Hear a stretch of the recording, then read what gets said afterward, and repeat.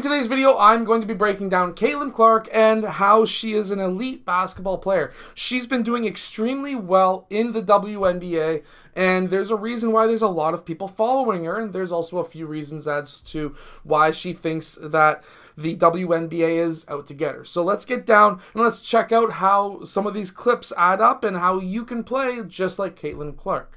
Okay, so really quickly, here we have Caitlin Clark, and she does a lot of things really good in this clip. So first off, her defender goes underneath that screen and actually kind of gets caught up in that screen as well. Because of that, anytime your player gets caught up in a screen or goes underneath the screen, you need a pop for the shot. That's exactly what she does right here, and the reason why you would want to do this is because you've created that gap between yourself and your defender where now you can pull off a shot and it's not contested at all. With a player like Caitlin Clark, if you are on defense, this should have been a hedge. This should have been at least a hand up right here until your teammate recovers to guard her. But anytime that the defense doesn't respect your shot, you need to take it, and Caitlin Clark definitely proves to them that she's able to hit the shot. Now, this is absolutely terrible defense in my opinion. They do a dribble handoff on this side.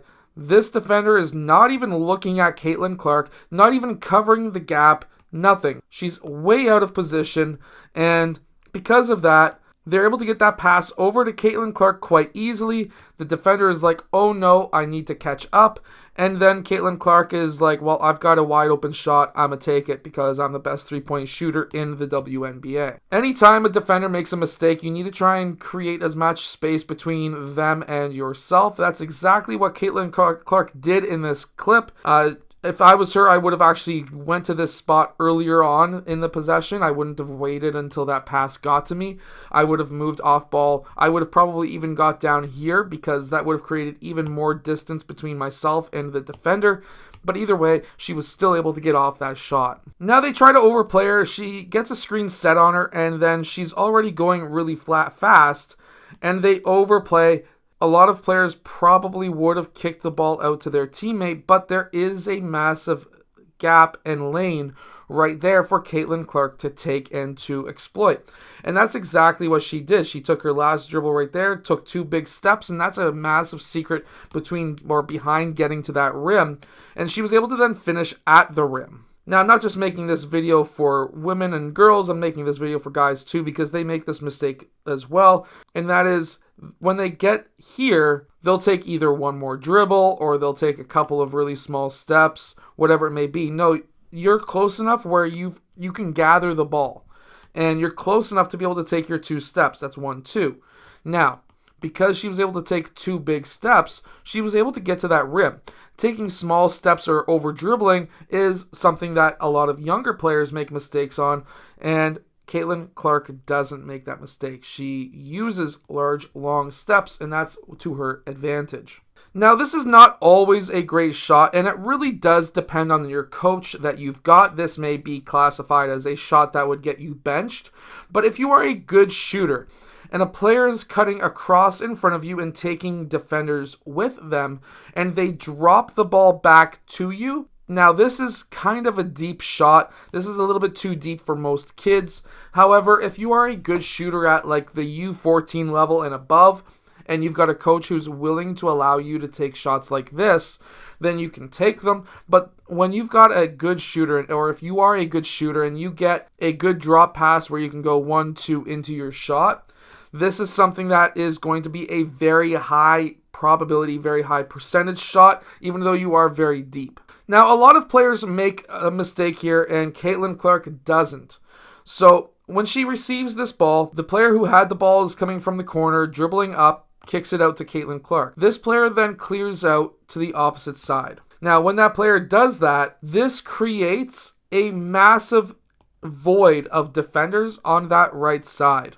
I would even, if I was the coach and I was running a play like this, I would even instruct this player right here to go out towards the corner to take their defender with them, at least a step or two more. Now, this is very, very smart. She's able to attack the rim as fast as she can. She picked up her dribble nice and early, took two big steps, and she was able to get this floater off now, or layup, whatever you want to call it. Either way, she could have passed here too. There's options, but when you are the top player on the team, you generally speaking should be the one looking for that shot.